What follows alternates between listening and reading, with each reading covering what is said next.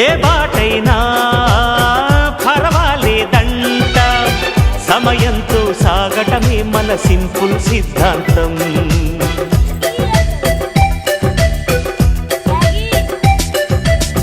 చిరుగాలికి పరిమళమిచ్చే సిరిమల్లెల వనమై ఉందాం, గగనాన్ని నేలను కలిపే హరివిల్లుల బంతెన అవుదాం.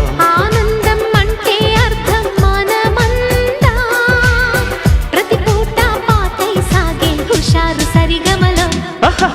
ఎన్నో ఎన్నో రాగాలుండే సంగీతం కాదా, చల్లకి నవ్వుల కేరింత.